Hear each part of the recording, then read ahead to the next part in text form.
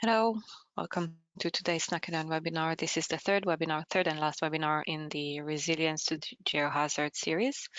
I will mention quickly the housekeeping items. The presentation slides are available to download in the handout box on the GoToWebinar control panel as a PDF.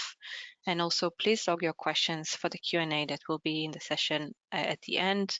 The question box is the place to log your questions. Again, it's located in the control panel.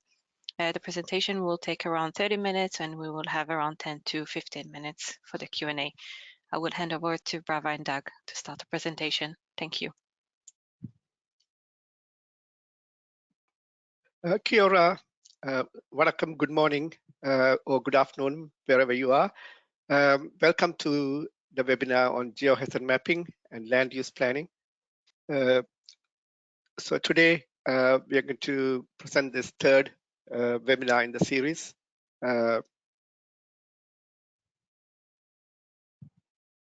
And a little bit about ourselves, the presenters. My name is Brabhaharan, and fun fact is that I just use one name. Being a Tamil, we just use one name, so that's why I just go by one name. And I'm a National Technical Director focusing on geotechnical earthquake engineering and resilience.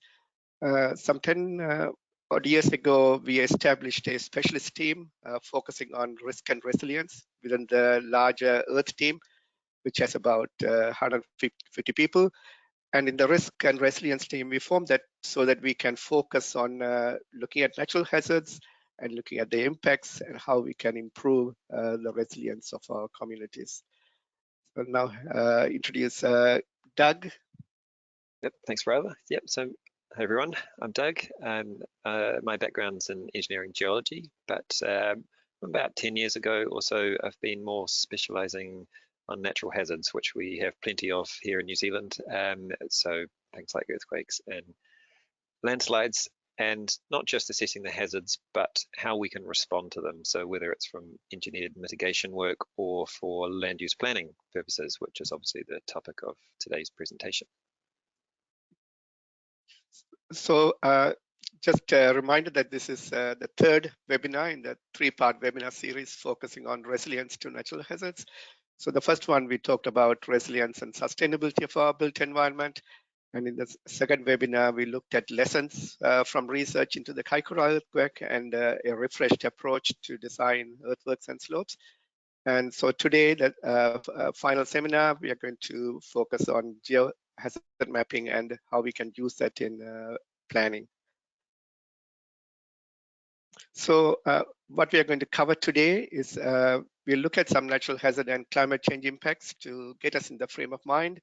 For those who joined the previous webinars, there'll be a bit of duplication, but it's important to kind of refresh that. And then we'll talk about understanding the natural hazards. And then we will illustrate this through a number of case studies.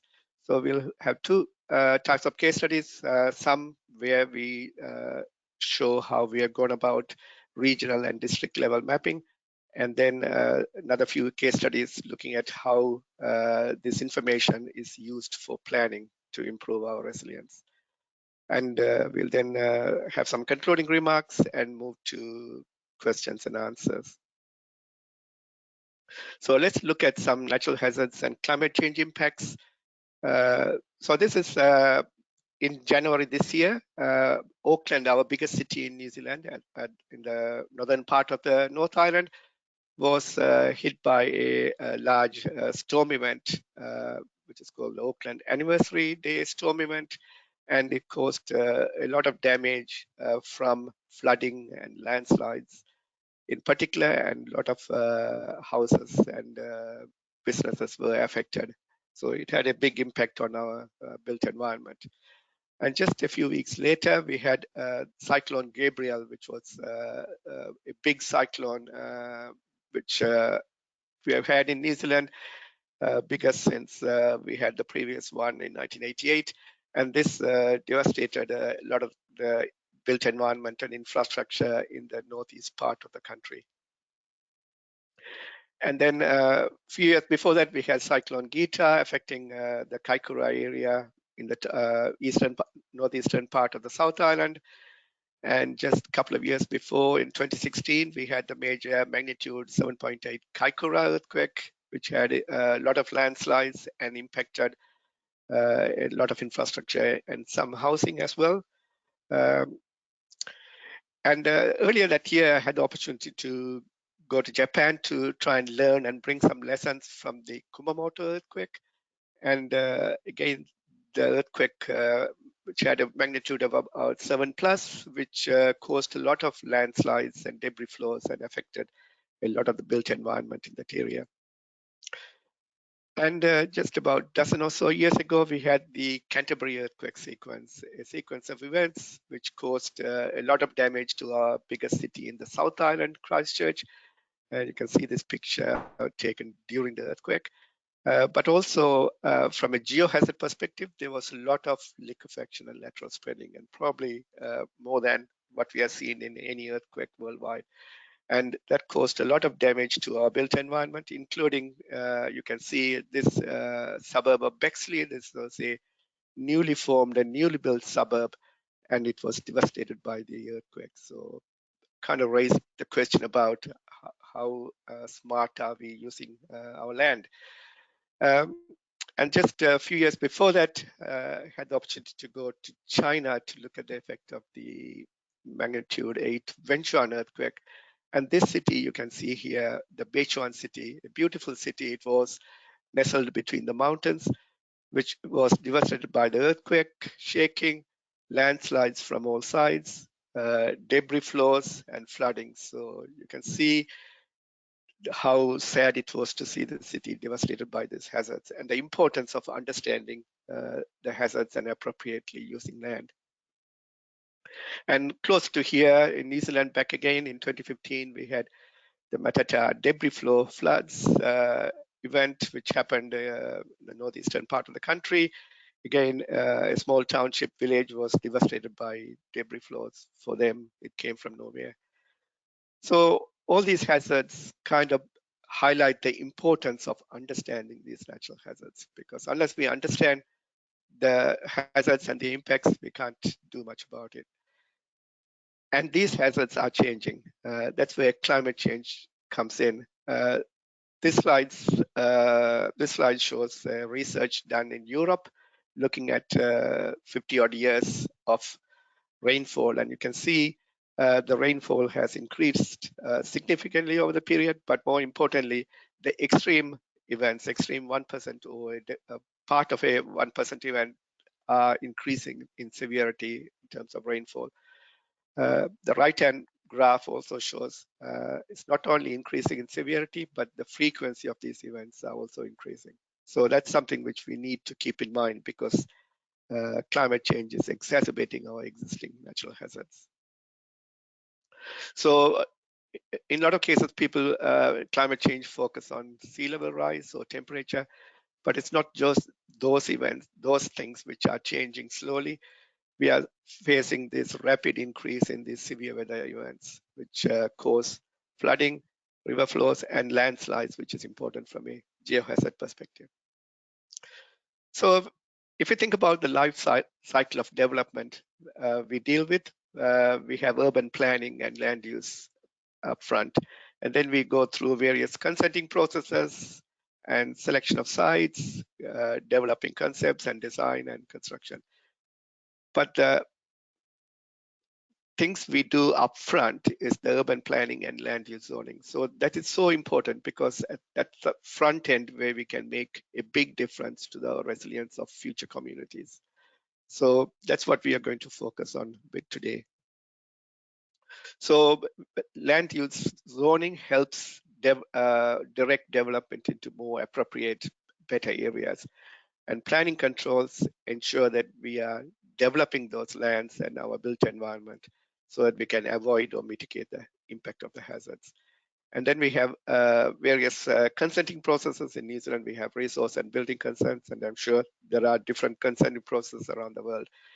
And increasingly, people want to develop in hazardous land. So it's for us as professionals who know about these hazards and the impacts to be able to direct people to develop in better land. which will also be more sustainable because we don't need a lot of carbon and energy to develop in better land. So we're going to talk about different levels of hazard identification. So a regional level is when you can look at a whole region and say, okay, these are the hazards across the region, and it helps with looking at planning from a regional perspective. And then at a district or city level, we can look at the hazards at a little bit more detail so that we can then formulate growth strategies and plans to manage that better. And then when we form a particular subdivision or corridor, we can look at that and developers can investigate and mitigate that further. And then we go to site-specific levels. But the earlier levels of regional and district are what we're going to focus on today.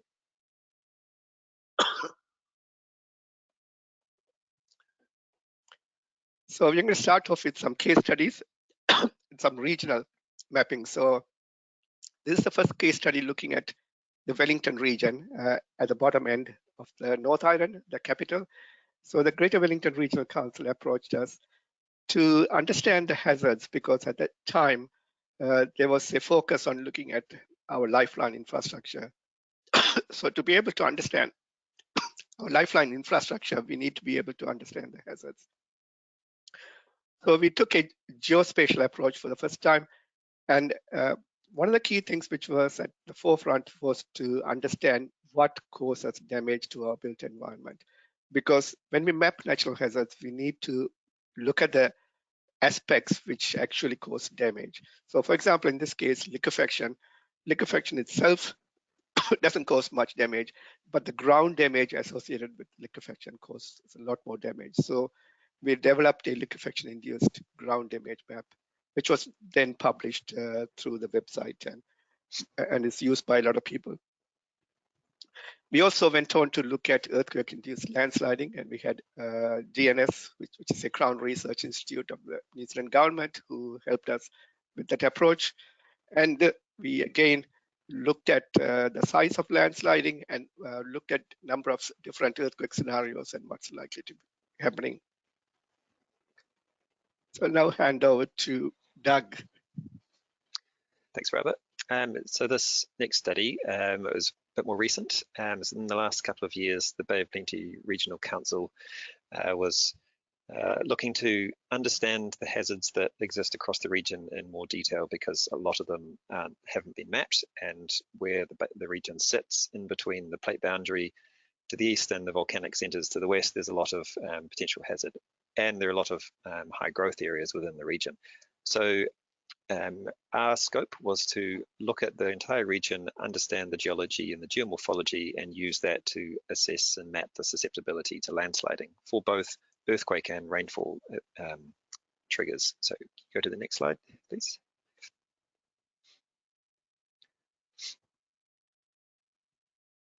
So the approach that we took was essentially mostly desk GIS based. So we gathered information on where landsliding has occurred in the past, and also used GIS maps for different factors that contribute to landslide susceptibility. So those could things like the geology and the slope angle, things like that. Then assessing the correlation between those different factors and where the landslides have occurred in the past enables us to assess the relative influence of those different factors to where landslides are likely to occur in the future, and then combine those in GIS with different weightings depending on how important they are to produce the maps. And so this is just a snapshot of the map for an earthquake event, earthquake-induced susceptibility. And the real value of this sort of work is in how it's used. So under the Bay of Plenty regional policy statement, there's a need to identify where is land that is susceptible to hazards. So in this case, landsliding. And so this immediately feed straight into that. And that then has requirements on where further assessments need to be done. So at a regional scale, there's only a limited amount of detail that we can really capture. But this highlights where that further detail and further assessment needs to be done. Thanks, Brabha. Go to the next one. So this third case study is where we were approached by the Western Bay of Plenty councils and organizations to look at a hazard study and microzone the area for earthquake hazards so that they can look at the impact on lifelines. And so this is one of those maps we produced, which is liquefaction hazard.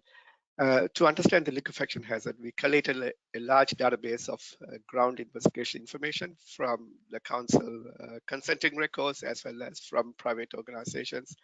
And that helped us to kind of understand what information was available. And we carried out some supplementary ground investigations so we can fill the gaps. From that, we were able to assess the liquefaction hazard across the Western Bay of Plenty region, and then assess again, as I mentioned before, the liquefaction in these ground damage so that they were able to then overlay the lifeline infrastructure and look at what resilience they are likely to have, and therefore what improvements they need to do. And this has been used not only by the lifeline authorities, but also by the industry widely when they do development. So the next study, I'll hand back to Doug to talk about Hutt. Yep, so the Hutt City is one of the districts within the Wellington region, and landsliding has caused a number of issues for as long as there's been development. So we were approached by the council to help them with their district plan review and to better take account of the hazards posed by landsliding in their district plan policies. So if you go to the next slide, Bravo. So similar to just outlined for the Bay of Plenty region, we collated landslide inventory and then assessed the potential for landsliding on an area basis using GIS mapping, and we also looked at susceptibility to storms as well as earthquakes. And in the Hutt City, there's a number of different mechanisms and of landslides, as well as vulnerabilities where there's urban development as opposed to infrastructure. And so we're capturing those on more detail because it was a smaller area of study. So if you just flick to the next one, Brabha. But ultimately, the real output of this was to understand the susceptibility to landsliding, but then use that to help make a difference in terms of planning. So some of the planning control options that we discussed with the council was to obviously it makes sense to avoid development in areas that are susceptible to landslide, or encourage only low intensity development, and then where the high intensity development is subdivisions are proposed, to use the map to identify the areas that are less susceptible. But it's not just about subdivisions. Earthworks and modification of the slope and the vegetation also has an influence on landsliding, and so the maps help set a framework for assessing those activities. And as well as that, assessing the issues on a site-specific basis is important for development, and so the maps also provide a framework for where geotechnical assessments can be required by the council in support of development.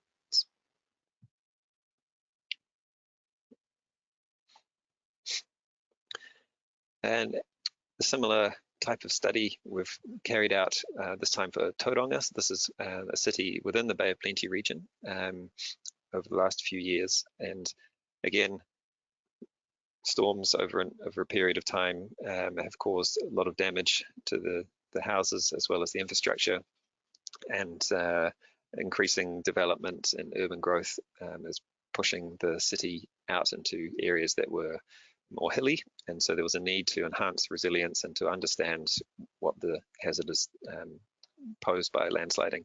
And so we were contracted by the council to assess landslide susceptibility, and as well as that to update the landslide hazard zones that within the Tauranga's infrastructure development code. So I'll talk about that particular part of the work separately a little later on. If you just flick the next one, Bravo. So again, GIS-based approach.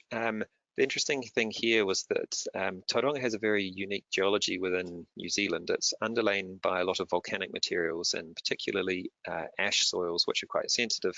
And so they have different failure characteristics and different impacts. So that affects the vulnerability of the houses and the infrastructure. So we collated as much information as possible about landsliding within Tauranga.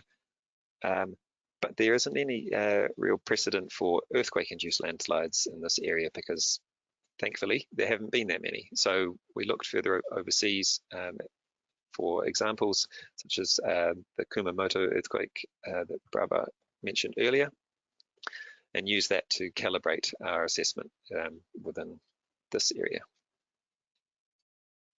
Flip to the next one, Brabha. And so these maps are useful at a citywide scale for understanding where the relative likelihood of landsliding is higher or lower than other areas, which is obviously for land use planning to identify those low susceptibility areas that can be used for future urban growth and more intensive development, as well as looking at the resilience of our infrastructure. So planning new infrastructure corridors. So an example just shown here of the water network and the critical water mains shown in the blue, the heavier colors, as well as where the existing infrastructure network might be exposed to hazards that need to be mitigated in the future.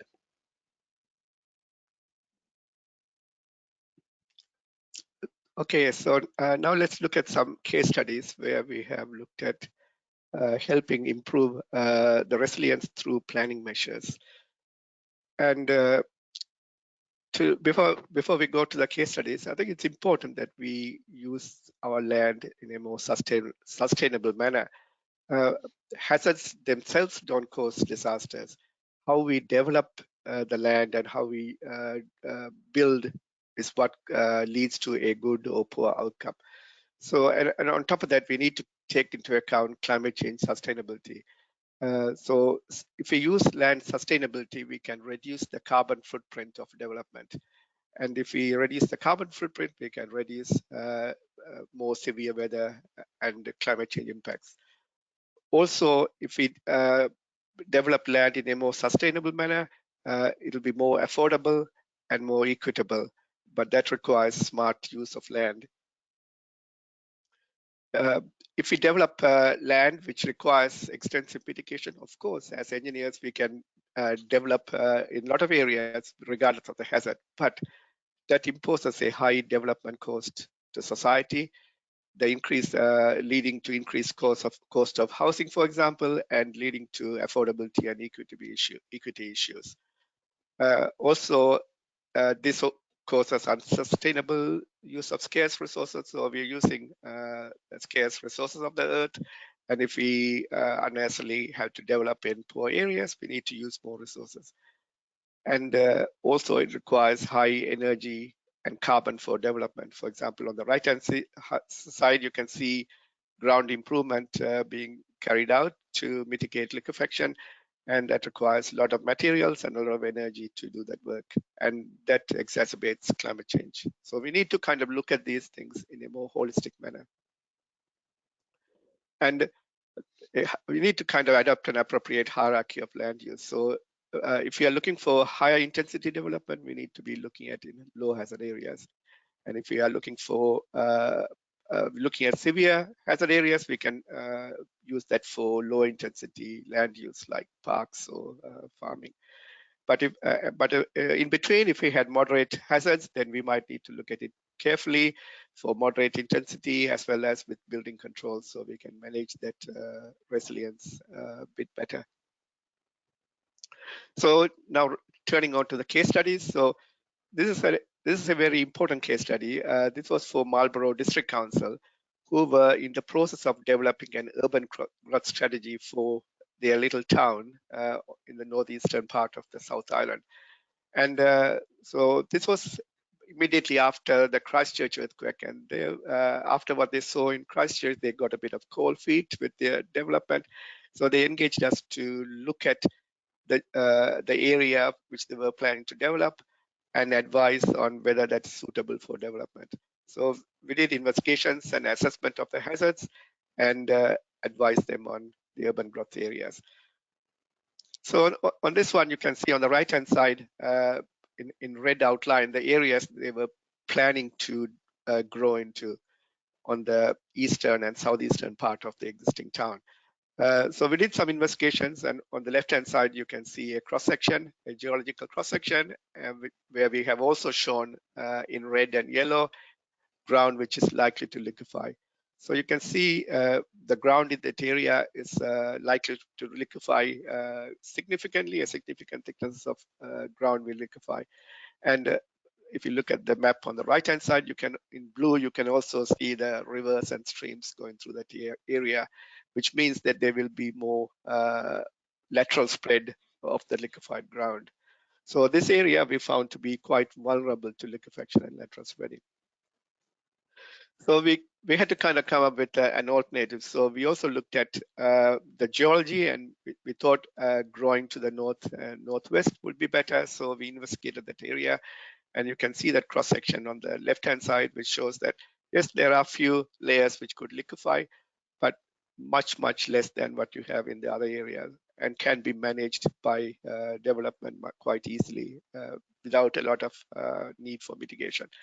So we recommended to the council that instead of growing to the south and east with all the liquefaction and rivers and streams, it's better to grow to the north and west where there was better ground, which means there will be better resilience.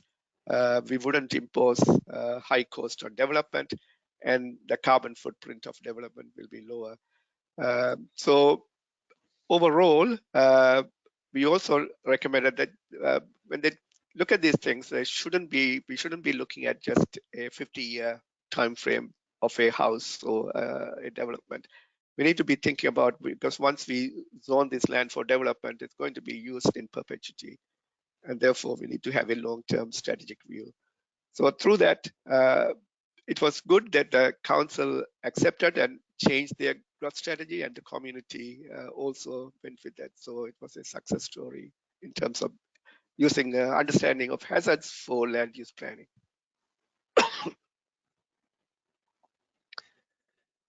Well, thanks. So this was the second part of our work with Tauranga City Council that I was talking about. And this was really focused on updating the hazard zones that existed in the Tauranga City Council Development Code and using new information that was available. So if you want to flick to the next one, Brabha.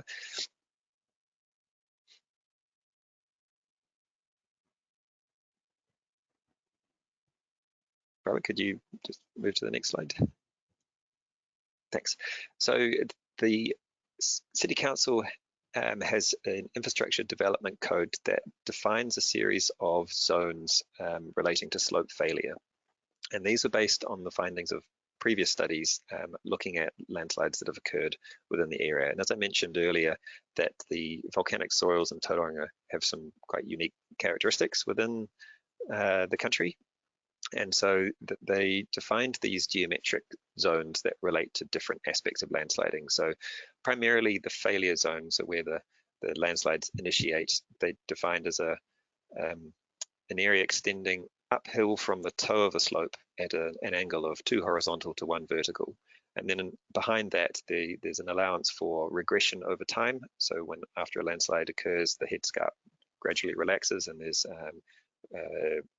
allowance for future landsliding behind that. And then importantly, the run out from landsliding is very damaging. So a run out zone in front of the slope is defined as that at an angle of 4 horizontal to 1 vertical from the crest of the slope. And so these zones were mapped back in 2003 using a GIS process.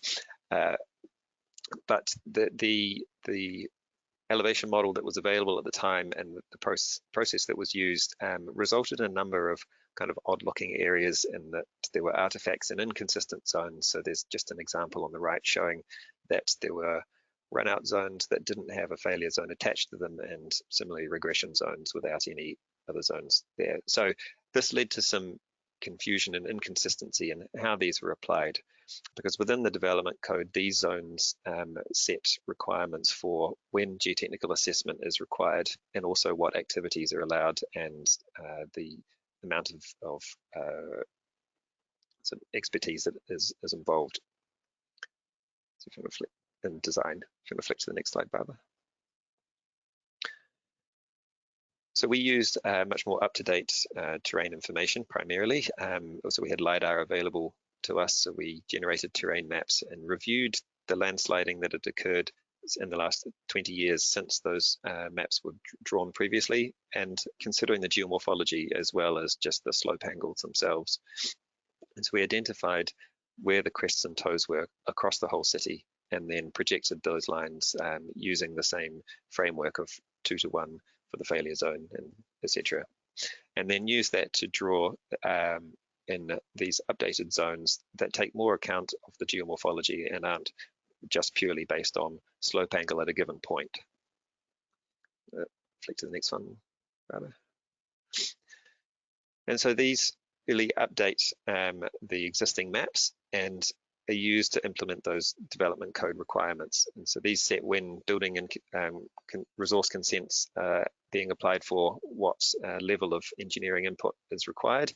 And Tauranga has its own accreditation framework for geoprofessionals such as geotechnical engineers and geologists, and when these people need to be used for site-specific assessments.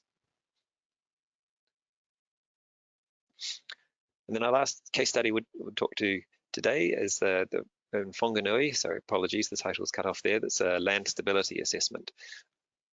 So Whanganui is a reasonably small town situated on either side of the Whanganui River, and while a lot of the city is flat, it does extend up into the hills on either side. So there's just an elevation model there showing that there are some quite steep slopes in these gullies that are gradually having more pressure on them for development as the city expands.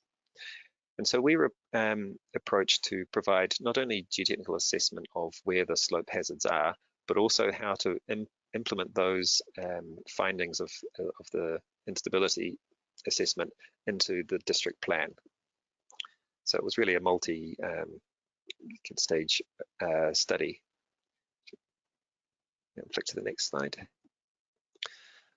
So we did this sequentially, so looking at different parts of the city in discussion with the council and prioritizing where the growth areas were. And see, these were generally on the hill suburbs, on the margins of the city, which was going to be identified as for where future growth would be focused. And so we looked at the geological and geomorphological characteristics of the area and identified where instability has occurred in the past, and therefore where it will most likely occur in the future, characterizing the different types of failures and the impacts to consider those in terms of risks to development. And then we use this in discussion with planners, both our own planners, but also with the council, to develop policies and rules for the district plan. So flip to the next slide. And so what this means, the outcome of this work in particular, was we developed these two areas, land stability assessment areas, A and B. So area A is the higher hazard zone, where slope failure is considered likely, and where this poses an unacceptable risk to development if that was to happen within those zones. So this generally consists of the steeper slopes and the higher slopes within the area, with overland flow paths and things like that. Around those, there's area B, which is more marginal land. It might be lower slopes, but there's still evidence for instability, and so instability can't be ruled out. But the hazard might be manageable. So in those areas, development might still be possible, but there's a requirement to prove that any development still has a low risk. So that might take the form of engineered mitigation, or the form of development to take into account of the hazards. And so these were all implemented into the district plan by way of an overlay, which you see here in the map, but also in the plan rules and objectives with specific policies. And I think the real success of this project was that because it was a staged approach and we did parts of the city year on year, there was also an intensive period of community consultation involved. And so the community was really brought along for the ride, and their feedback was also incorporated into how we were developing these overlay areas and the policies that are attached to them. Thanks, Brabha. Okay, thanks, Doug. So, finally, to conclude, we as geoprofessionals have a responsibility to contribute to the resilience of our societies, because our communities need to be able to sustain and thrive in the face of these hazards so that they become more resilient communities.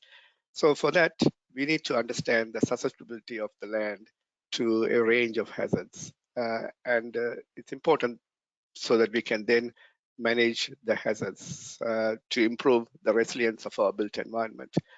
And for that, land use planning is critical. It's a critical upfront stage so that we can improve the resilience in a more sustainable manner.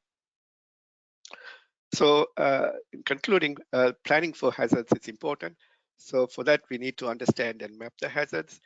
And we can then use that information for land use zoning, planning controls, and directing more sustainable development. So we as engineering professionals, we need a shift in our approach. Yes, of course, as engineers, we can design to mitigate hazards and build in even poor land. But we need to take a more holistic and integrated approach, work with other professionals like planners, so that we can manage these natural hazards and resilience in a more sustainable and more cost-effective manner. So if we do this early planning, that means resilience does not necessarily need to cost more. So I will now hand over to Sharon Aaron, based in our WSP's Canadian office in Montreal, and she will manage the Q&A session. Thank you, Brava and Doug. Fantastic presentation. I will mention quickly the housekeeping items again. The presentation slides are available to download in the handout box as a PDF. And also, please continue to log your questions in the question box on the GoToWebinar control panel. I will start with the first question. Can you clarify how can hazards be understood accurately across a large area? Doug, do you want to talk to that, Doug? Yep. So it's not possible to achieve the same level of detail that you would at a given site, obviously, because you rely on information that's already available. So it's about understanding the processes that exist to contribute to that hazard, and then using your judgment and collective experience, as well as available research and data that is available, and expanding that across the region, but also making sure that the limitations and assumptions involved in that, inherent to that, are understood by everyone. Because when you present a map, it looks very clear cut and factual about this is the hazard here, and it's if you on the other side of the hill, it's different, whereas the assumptions need to be incorporated into that. So isn't that, Doug, I mean, the key to that work has been taking a geospatial approach and being able to do it over a wide area by collecting geospatial information and integrating them. So the use of the GIS platform has been quite fundamental to achieve that large area. Yeah, and working with I guess our clients who aren't necessarily geohazard experts, and so making sure that they understand the limitations of what we have to work with, and that the outputs are usable and useful. Thank you. The next question is, was landslide identification based on historical records or field data, or both? Both, yeah. So all of the above, as much as possible. So quite often councils have their own records, which is excellent, but sometimes in areas that haven't been developed, there are no records, and so for that we need to go back and look at past photos and do reconnaissance and sort of create our own data sets, if you will. Thank you. The next, there is a comment and a question here. It's a bit long, so please bear with me. As part of the hazard assessment, slope instability risk needs to be evaluated, which means the probability of instability time, the result and cost. How could this be addressed in your approach? Yeah, so the hazard mapping, the susceptibility mapping we showed is the first step. Then when we are looking at individual areas or individual sections, we can look at the risk in a bit more detail, because we need to kind of include with that susceptibility what's likely to happen in different storm or earthquake events. So that's the likelihood of these hazards happening. And then the risk depends on how we develop. So that's where we can combine the hazard with that risk based on what we develop. So if we develop in better areas, smarter lands, we can have a lower risk, or you can have a lower risk by spending a lot of money to mitigate the hazard. So that's where I think we need to take a more holistic approach, so we can reduce the risks without having to spend a lot of money or spend a lot of carbon. Thank you. And next question is, after each hazard event, there is an outcry about damage to houses and properties. How can we avoid this?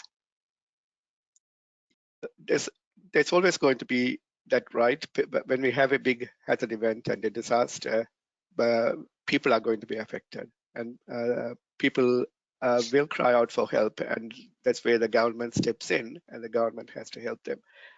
But what we need to do is to inform the people and our government so that they can take measures to reduce these hazards or reduce the risk arising from these hazards, so that direct people to build in better areas.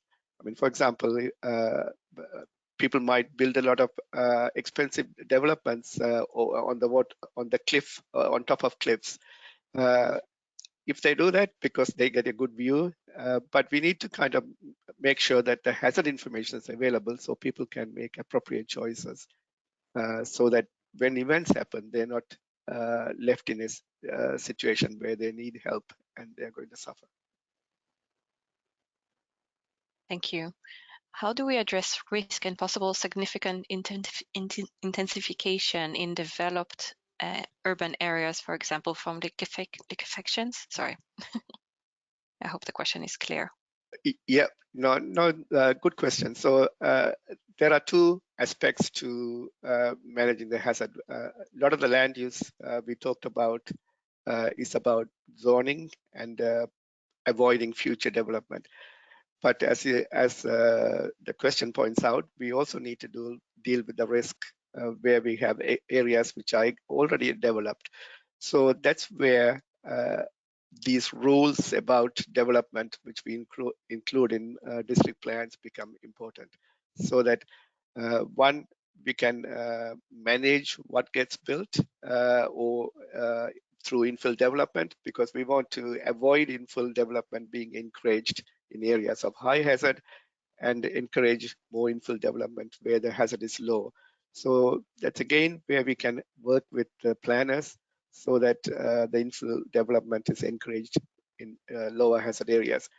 And there will also be some areas of already existing development where we might need to do mitigation in the development. But from a planning perspective, if we can encourage more development infill in lower hazard areas, then that will be a good outcome for the community as a whole. Thank you. I will take the last question. This is about the slope angle. Can you explain why you chose a slope angle for the run out distance rather than a slope high, and what are the advantages? Yep. So I presume that's referring to the second to last case study in Tauranga.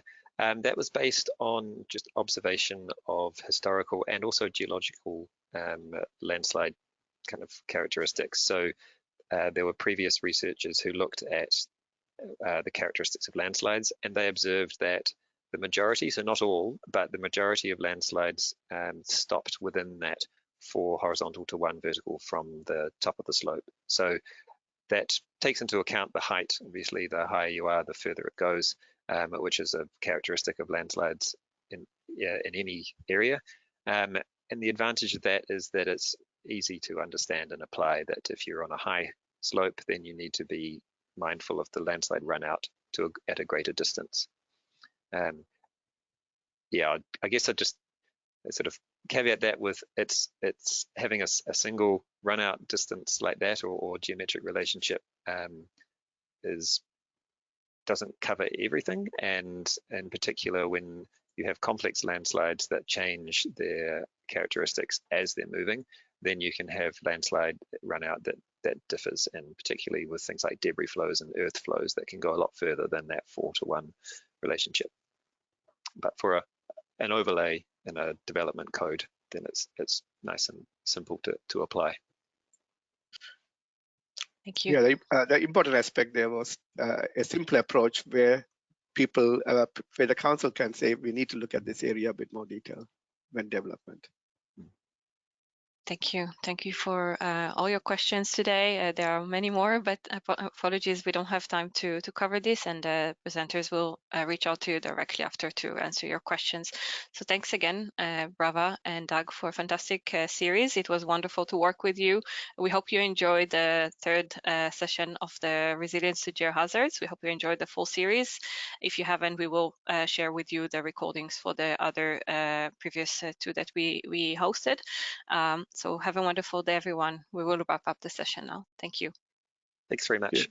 Thank you very much for joining in. Thank you.